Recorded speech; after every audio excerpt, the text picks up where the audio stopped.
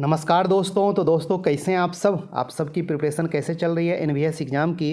दोस्तों यदि आप लोग अभी तक अप्लाई नहीं किए हैं तो जल्द से जल्द अप्लाई कर लें और आप जिस भी पोस्ट के लिए अप्लाई कर रहे हैं उसके सिलेबस के अकॉर्डिंग आप बेहतरीन तरीक़ा से प्रिपरेशन करना शुरू कर दें, क्योंकि आपके लिए ये चांस बार बार नहीं आएगा।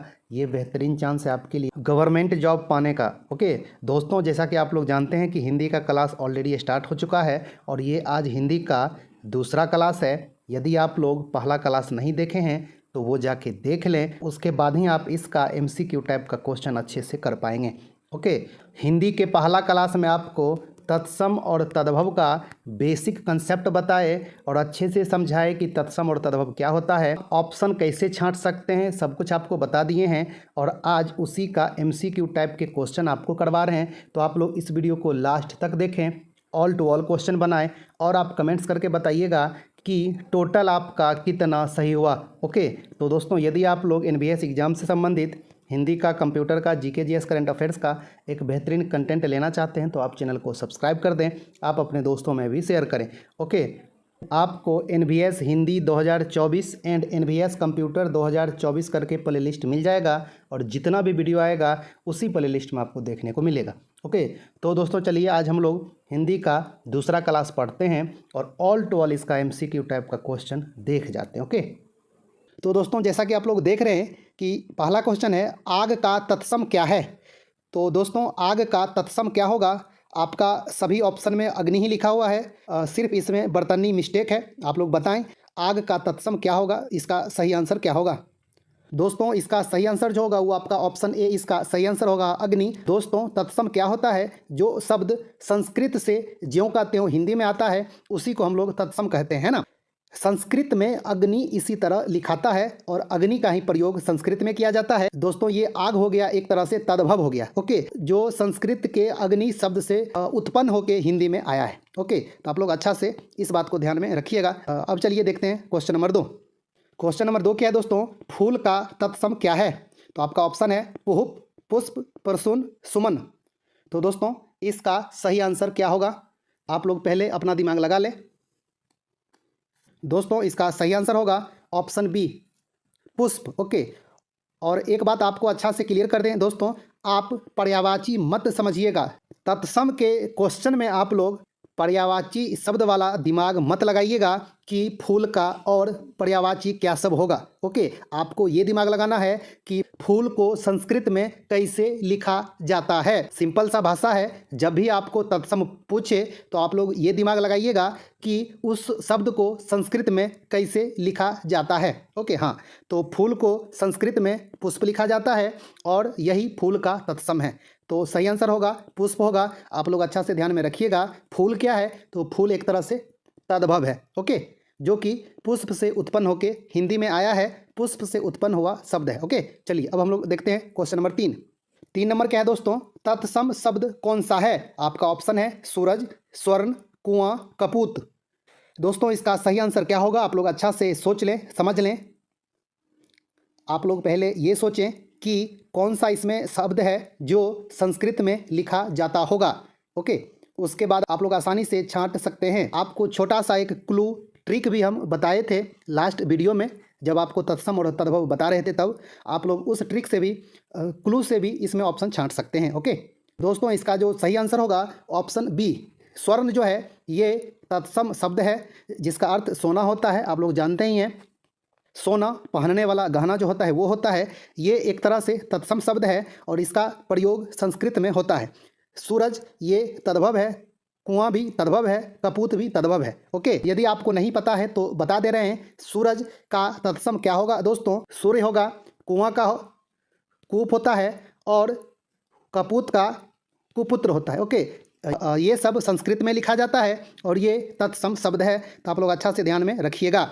और जहाँ तक ट्रिक का रहा बात, एक क्लू का बात रहा, तो आपको बताए थे कि तत्सम शब्द में जहाँ आपको ये रॉ दिखे तो अधिकतर चांस रहेगा कि वो शब्द तत्सम शब्द होगा। तो आप लोग को यदि वो पता होगा, यदि आप वो वीडियो देखे होंगे तो आप आसानी से इसमें छांट सकते थे। एक ही ऑप्शन में ऐसा ये था रॉ, जो आप लोग समझ सकते थे कि ये तत्सम हो सकता है। ओके, आपको ऐसे ही धीरे धीरे सब कुछ बताते रहेंगे जिससे आप ऑप्शन से भी छांट सकते हैं। ओके, और अब चलिए देखते हैं क्वेश्चन नंबर 4। दोस्तों चौथा नंबर क्या है, ये आपका परिभाषा है और ये एग्जाम में आता है, आपको बताए भी हैं। देखिए क्या कह रहा है, संस्कृत भाषा से हिंदी में बिना परिवर्तन के प्रयुक्त होने वाले शब्द क्या कहलाते हैं। आपका ऑप्शन है तद्भव, तत्सम, देशज। तो दोस्तों बताइए इसका सही आंसर क्या होगा। इसका अर्थ है कि जो शब्द संस्कृत से ज्यों का त्यों हिंदी में आते हैं उसे हम लोग तत्सम कहते हैं। ओके, तो आप लोग अच्छा से ध्यान में रखिएगा। तो इसका जो सही आंसर है दोस्तों ऑप्शन बी, तत्सम। जो शब्द संस्कृत भाषा से हिंदी में आता है उसमें कोई परिवर्तन नहीं होता है, उसे हम लोग तत्सम कहते हैं, यानी कि सम मतलब समान। ओके, चलिए अगला देखते हैं क्वेश्चन नंबर 5। 5 नंबर क्या है दोस्तों, नीचे दिए गए विकल्पों में से तत्सम शब्द का चयन कीजिए। तो दोस्तों इसमें से तत्सम शब्द कौन सा है आप लोग बताएं। आपका ऑप्शन है आम्र, दूध, शहीद, खिड़की। तो दोस्तों इसका सही आंसर क्या हो जाएगा बताएं आप लोग। तत्सम शब्द जिसका प्रयोग संस्कृत में और हिंदी दोनों में समान रूप से होता है। क्लू के अनुसार भी आप लोग इसमें छांट सकते हैं। तो दोस्तों इसका सही जो आंसर होगा ऑप्शन ए, आम्र। आम्र जो है ये तत्सम शब्द है और इसका तद्भव क्या होगा, तो आम। आम जो होता है ये तद्भव है, इसका प्रयोग हिंदी में ही होता है ओनली, लेकिन इस आम्र का प्रयोग संस्कृत में होता है, इसलिए ये आम्र जो है वो तत्सम है और ये आम तद्भव है। ओके, तो आप लोग अच्छा से ध्यान में रखिएगा। इस चारों में से सिर्फ आम्र ही एक ऐसा है जो कि तत्सम है और सब तत्सम नहीं है। ओके, इसका प्रयोग संस्कृत में नहीं होता है। चलिए छठा नंबर क्या है दोस्तों, अखरोट शब्द का तत्सम रूप है, यानी कि अखरोट का तत्सम क्या होगा जो संस्कृत में लिखा जाता है। आपका ऑप्शन है अक्षवाट, अक्षोट, अक्षरोट, असरोट। तो दोस्तों बताएं इसका सही आंसर क्या होगा। तो दोस्तों इसका सही आंसर जो होगा ऑप्शन बी, अक्षोट इसका सही आंसर होगा। संस्कृत में अखरोट को अक्षोट कहा जाता है, तो आप लोग अच्छा से ध्यान में रखिएगा। ओके, चलिए अब देखते हैं क्वेश्चन नंबर 7। और ये अखरोट क्या हो गया दोस्तों, ये तद्भव हो गया। ओके, जो कि अक्षोट से उत्पन्न होकर हिंदी में आया है, तो आप लोग अच्छा से ध्यान में रखिएगा। चलिए क्वेश्चन नंबर 7। 7 नंबर क्या है दोस्तों, निम्नलिखित में से कौन सा शब्द तत्सम रूप है। तो आपका ऑप्शन है अंधकार, अंधियारा, अंधेरा, रात। तो आप लोग अच्छा से बताएं इसका सही आंसर क्या होगा, तत्सम शब्द कौन सा है। दोस्तों इसका सही आंसर जो होगा वो ऑप्शन ए, अंधकार जो है वो तत्सम शब्द है। और उसके बाद दोस्तों ये जो ऑप्शन इसमें है रात जो है ये आपका तद्भव है। इसका तत्सम क्या होता है, तो इसका तत्सम दोस्तों रात्रि होता है। ओके, तो आप लोग अच्छा से ध्यान में रखिएगा। रात्रि जो है वो आपका तत्सम शब्द है और इसका तद्भव रात है। ओके, तो इस बात को आप लोग अच्छा से ध्यान में रखिएगा। इसमें से आपको तत्सम पूछा था, तो तत्सम सिर्फ एक ही शब्द है इसमें, अंधकार। ओके, तो आप लोग इस बात को अच्छा से ध्यान में रखिएगा। अब चलिए दोस्तों हम लोग देखते हैं अगला क्वेश्चन, क्वेश्चन नंबर 8। 8वां नंबर क्या है दोस्तों, निम्नलिखित में से गेहूं का तत्सम शब्द कौन सा है। ये शब्द ऐसे होगा, आप लोग थोड़ा ठीक कर लीजिएगा। तो दोस्तों आपका ऑप्शन है गृध्, गोधूम, गो, ग्रंथि।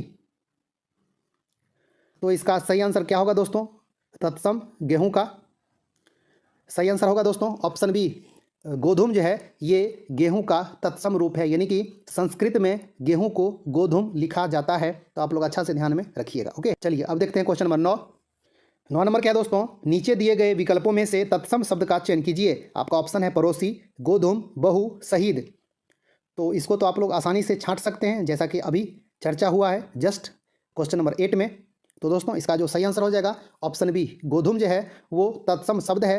किसका तत्सम है, तो यह गेहूं का है ना। गेहूं तद्भव है जो कि गोधूम से उत्पन्न हुआ है। तो आप लोग अच्छा से ध्यान में रखिएगा, गोधूम का मतलब क्या है, गेहूं। ओके, चलिए 10 नंबर क्या है दोस्तों, जामुन का तत्सम रूप है। आपका ऑप्शन है यामुन, यामुन, जम्बू, जाम्बुन। दोस्तों इसका सही आंसर क्या होगा, आप लोग अच्छा से छांट लें। जामुन का तत्सम रूप क्या होगा, यानी कि संस्कृत में जामुन को कैसे लिखा जाएगा। तो दोस्तों इसका जो सही आंसर होगा ऑप्शन सी, जम्बू। ओके, जामुन को जम्बू लिखा जाता है संस्कृत में। तो आप लोग अच्छा से ध्यान में रखिएगा। ओके, चलिए अगला देखते हैं क्वेश्चन नंबर 11। टकसाल का तत्सम रूप क्या है। आपका ऑप्शन है टंकसाला, टंकसाल, टकसाल, टकसाला। तो दोस्तों टकसाल जहाँ पे सिक्कों की छपाई होती है उसको टकसाल कहा जाता है। इसको संस्कृत में कैसे लिखा जाता होगा, यानी कि टकसाल का तत्सम रूप क्या है जिसका प्रयोग संस्कृत में भी होता होगा, आप लोग बताएं। दोस्तों इसका सही आंसर होगा ऑप्शन ए, टंकसाला। टकसाल का तत्सम रूप टंकसाला है। आप लोग अच्छा से ध्यान में रखिएगा। ओके, चलिए अगला देखते हैं क्वेश्चन नंबर 12। आप लोग भी कमेंट्स करके बताइएगा कि आपका कितना सही हुआ। 12 नंबर क्या है, दाहिना का तत्सम रूप क्या है। आपका ऑप्शन है दक्षिण, दक्षिण, दाहिना, दायां। तो दोस्तों दाहिना का तत्सम रूप क्या होगा आप लोग बताएं, जो संस्कृत में लिखा जाता होगा। दाहिना का प्रयोग किस तरह से संस्कृत में किया जाता है बताएं। दोस्तों इसका सही आंसर होगा ऑप्शन बी, दक्षिण। ओके, दाहिना को दक्षिण कहा जाता है संस्कृत में, यानी कि दाहिना का जो तत्सम रूप है वो दक्षिण है। इसका प्रयोग संस्कृत में भी होता है और हिंदी में भी होता है। ओके, मतलब आप लोग सुनते होंगे कि उसके दक्षिण है, इसका अर्थ होता है कि वो उसके दाहिना है। आप लोग जैसे रीजनिंग में भी क्वेश्चन बनाते होंगे तो उसके दाहिनावर्त बामावर्त जो होता है ना, हाँ दायावर्त बैठा हुआ है, यानी कि दक्षिणावर्त भी आप लोग सुनते हो। दक्षिणावर्त मतलब दाईं ओर। ओके, तो आप लोग अच्छा से ध्यान में रखिएगा। चलिए अगला देखते हैं, क्वेश्चन नंबर 13। 13 नंबर क्या है दोस्तों, निम्नलिखित शब्दों में से नया का तत्सम रूप है। आपका ऑप्शन है नव्य, नूतन, नवल, नवीन। तो दोस्तों इसका सही आंसर क्या हो जाएगा आप लोग सोच लें। दोस्तों आपको पहले ही समझा चुके हैं कि आप लोग पर्यायवाची शब्द सोचने का दिमाग मत लगाने लगिएगा। आप लोग ये सोचिएगा कि कौन सा ऐसा शब्द है जिसका प्रयोग संस्कृत में होता है। ओके, तो नया के लिए कौन सा शब्द है जो संस्कृत में प्रयोग होता होगा। तो दोस्तों इसका जो सही आंसर होगा ऑप्शन ए, नव्य का प्रयोग संस्कृत में होता है नया के लिए, इसलिए नया का तत्सम रूप नव्य है। तो आप लोग अच्छा से ध्यान में रखिएगा। ओके, चलिए अगला देखते हैं दोस्तों। 14 नंबर क्या है, मिट्टी का तत्सम शब्द है, यानी कि मिट्टी के लिए कौन सा ऐसा शब्द है जिसका प्रयोग संस्कृत में होता होगा। आप लोग सोचें, ऑप्शन है मृतिका, मट्टिका, मैरिटिका, मृति। तो दोस्तों इसका सही आंसर क्या होगा आप लोग सोच लें अच्छा से। तो दोस्तों इसका जो सही आंसर होगा ऑप्शन ए, मृतिका। इस तरह से होगा, मृतिका का प्रयोग संस्कृत में होता है और ये मिट्टी का तत्सम रूप है। आप लोग अच्छा से ध्यान में रखिएगा। ओके, चलिए अगला देखते हैं, क्वेश्चन नंबर 15। और आपसे ये पूछेगा मिट्टी क्या है, तो मिट्टी तद्भव शब्द है, किससे उत्पन्न हुआ है, तो मृतिका से। ओके, आप लोग अच्छा से ध्यान में रखिएगा। चलिए अगला देखते हैं, क्वेश्चन नंबर 15। 15 नंबर क्या है दोस्तों, निम्नलिखित में से तत्सम शब्द है। आपका ऑप्शन है कान, जीव, मुख, दांत। तो दोस्तों इसका सही आंसर क्या हो जाएगा, इसमें से कौन से शब्द का प्रयोग संस्कृत में किया जाता है। इसमें से सिर्फ एक ही शब्द है जिसका प्रयोग संस्कृत में भी होता है और हिंदी में भी होता है, बताएं आप लोग। तो दोस्तों सही आंसर होगा ऑप्शन सी, मुख का प्रयोग संस्कृत में होता है और ये तत्सम शब्द है। इसका प्रयोग हिंदी में भी होता है और संस्कृत में भी होता है। ओके, कान का कर्ण होता है, जीव का जीवा होता है, तो आप लोग सुनते ही होंगे, जानते ही होंगे।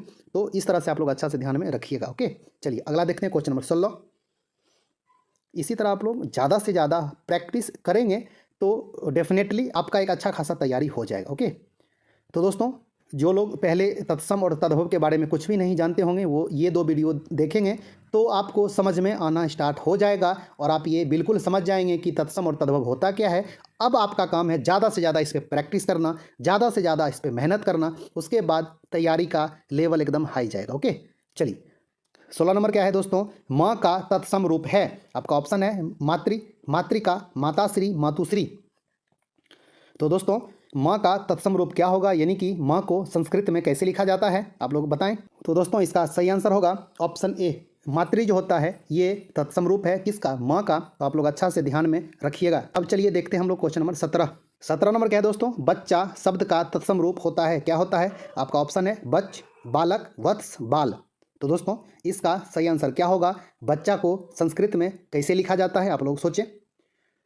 ये आसान है, छांट सकते हैं आप लोग। दोस्तों इसका सही आंसर होगा ऑप्शन सी, संस्कृत में बच्चा को वत्स लिखा जाता है और ये वत्स क्या है, तत्सम शब्द है। आप लोग अच्छा से ध्यान में रखेंगे। ओके, चलिए अगला देखते हैं, क्वेश्चन नंबर 18। और ये बच्चा क्या है, ये आपका तद्भव है। ओके, तो आप लोग अच्छा से ध्यान में रखेंगे। वत्स शब्द से बच्चा शब्द का उत्पत्ति हुई है, इसलिए बच्चा तद्भव शब्द है। ओके, चलिए अगला देखते हैं, क्वेश्चन नंबर 18। सूरज का तत्सम शब्द क्या है। तो दोस्तों बताएं सूरज को संस्कृत में कैसे लिखा जाता है। आपका ऑप्शन है सूर्य, सूर्या, सूर्य, सूर्य। ये तो एकदम आसान है। इसका सही आंसर होगा ऑप्शन ए, सूरज को संस्कृत में सूर्य लिखा जाता है और हिंदी में भी इसका होता है प्रयोग, है ना। तो इसलिए सूर्य तत्सम शब्द है और सूरज तद्भव शब्द है जिसका प्रयोग सिर्फ हिंदी में ही किया जाता है ना। इसका प्रयोग संस्कृत में नहीं होता है, इसलिए सूरज तद्भव है जो कि सूर्य से उत्पन्न हुआ है। ओके, चलिए अगला देखते हैं, क्वेश्चन नंबर 19। 19 नंबर क्या है दोस्तों, इनमें से कौन सा तत्सम शब्द नहीं है। आपका ऑप्शन है दधि, क्षीर, चक्षु, श्रृंगार। तो दोस्तों इसका सही आंसर क्या हो जाएगा, तत्सम शब्द नहीं है, यानी कि इसमें से 3 शब्द तत्सम है, 1 शब्द तत्सम नहीं है, वही आपको छांटना है। तो दोस्तों इसका सही आंसर जो हो जाएगा ऑप्शन डी, श्रृंगार जो है वो तत्सम शब्द नहीं है, ये तद्भव है। श्रृंगार का तत्सम क्या होगा? तो इस तरह से जो लिखाता है श्रृंगार, ये तत्सम शब्द है। दधि भी तत्सम शब्द है, क्षीर भी तत्सम शब्द है, चक्षु भी तत्सम शब्द है। दधि का तद्भव क्या होगा? तो ये आपका दही होता है। ओके, क्षीर का होगा क्या? तो खीर जो होता है वो होगा। और चक्षु का होगा क्या? वो आँख जो होता है वो होगा। ओके, तो आप लोग अच्छा से ध्यान में रखिएगा। चलिए 20 नंबर क्या है दोस्तों? स्वर्ण शब्द है, क्या है? तत्सम, तद्भव, देशज, विदेशज या फिर विदेशी। तो दोस्तों इसका सही आंसर क्या होगा? एकदम आसान है, पहले भी चर्चा हो चुकी है इस वीडियो में, आप लोग बता दें। जिन लोगों को समझ में आ गया होगा आसानी से बता सकते हैं। तो दोस्तों स्वर्ण जो है वो तत्सम शब्द है। ओके, तो स्वर्ण का तद्भव क्या होगा? सोना, आभूषण जो होता है वो पहनने वाला वो। तो आप लोग अच्छा से ध्यान में रखेंगे। 20 क्वेश्चन आप लोग रिपीट करके देख लें, उससे आपको ज़्यादा से ज़्यादा कंसेप्ट एक तरह से क्लियर होगा। तो दोस्तों आपको ये वीडियो अच्छा लगा होगा तो लाइक कर दें, अपने दोस्तों में भी शेयर करें, कोशिश करेंगे आपको ज़्यादा से ज़्यादा वीडियो ला के दें। तो दोस्तों मिलते हैं एक अच्छा खासा नई वीडियो लेके, तब तक के लिए धन्यवाद, नमस्कार।